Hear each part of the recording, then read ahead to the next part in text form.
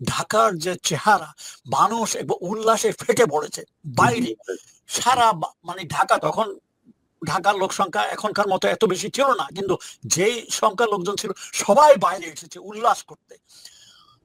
হুমায়ুন আহমদের নাম সবাই জানে, কথা সাহিত্যিক, পপুলার। হুমায়ুন আহমদের দেয়াল দেয়াল বইতে উনি লিখেছেন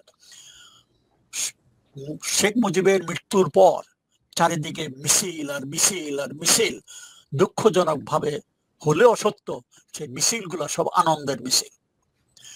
শারমিন আহমদ, তাজউদ্দিনের মেয়ে শারমিন আহমদ একটা বই লিখেছেন, তাজউদ্দিন নেতা এবং পিতা, সেই বইতে ইনিও লিখেছেন তাদের কাজের ছেলে বাইরে গেছে, বাইরে যায় এসে ফেরত দিলে আম্মা বাইরে লোকজন আনন্দে আত্মহারা, আনন্দে মিছিল, আনন্দে মুজিবের হত্যার ব্যাপারে। তারপর শারমিন আমাদের লেখাতে আরো কিছু আছে মুজিব কাকুর ব্যাপারে, সে অনেক কিছু লিখেছে। তো এই হলো তখনকার ওই ঢাকার চেহারা, মানুষের আনন্দ। আরেকটা জিনিস হলো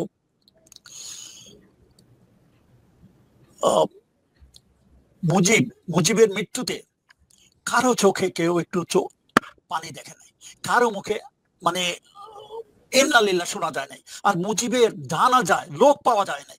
ইভেন হাসিনার নিজের কথায়, যেটা আমার ফাঁসি চাই মতিউর রহমান মিন্টু লিখেছেন, যে তার নিজের কথা 10-15 জন লোক ধরে এনে তার বাপের জানাজা করা হয়েছে। এটা হাসিনার। আপনারা নাকি স্যার লোকজনকে যেতে দেন না এই জানাজা করতে, মানে ওই লাশ দেখতে নাকি 32 নম্বরে যেতে দিতে চান। আমি বলতে চাই, সরি কি হলো, ওকে এই উপলক্ষে আমি একটু বলতে চাই। ওকে, আমাদের মধ্যে তখন ছিল, আমাদের সাথে ছিল 2টা ইউনিটের, মানে 2 ফিল্ড আর্টিলারি এবং 1 লান্সার, এই 2টা ইউনিট।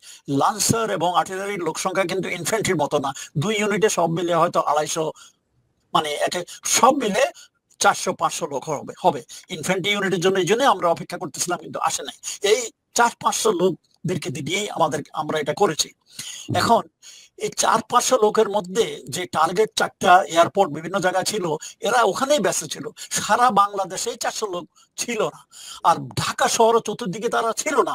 আর একটা মজার জিনিস হলো যে ট্যাঙ্কগুলা গেছে, এই ট্যাঙ্কগুলার যে মেইন গানের কিন্তু গোলা ছিল না, কারণ গোলা থাকে জয়দেবপুরে একটা মানে সুরক্ষিত জায়গায়।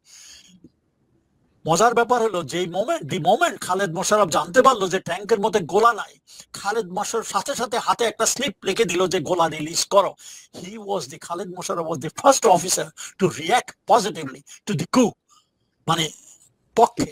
কিন্তু স্যার আওয়ামী লীগ তো এখন বলে যে খালেদ মোশাররফ হচ্ছে ওনাদের লোক, খালেদ মোশাররফের পরিবারও দেখি হাসিনার কাছ থেকে পুরস্কার টাকা পয়সা নেয়। এটা হলো চোর বালালে বুদ্ধি পালে। এখন কথা হলো ঘটনার পরে লোকে অনেক কাহিনী বানায়, যেমন 15ই আগস্টের পরে জাসদের লোকজন সবাই মনে করে আমরা এটা ঘটাইছি। আমরা একটা কথা আছে না, কোন একটা সাকসেসফুল স্টোরির পেছনে অনেক বাপ আছে, আর জনগণটা মানে আনসাকসেসফুল থিংয়ের কোনো বাপদাদা নাই, সেরকম কাহিনী সবাই বলে খালেদ মোশাররফ। তবে একটা হলো খালেদ মোশাররফের ভাই, ছোট ভাই রাশেদ মোশাররফ, সে আওয়ামী লীগের এমপি ছিলেন তার ময়মনসিংহে, তার এরিয়া থেকে। এবং খালেদ মোশাররফের মা, সেও মোটামুটি মনে হয় যারা আওয়ামী লীগ করতো স্যার সারা দেশেই তো তখন অলরেডি বাকশাল হয়েছে, বাকশাল প্রতিষ্ঠিত।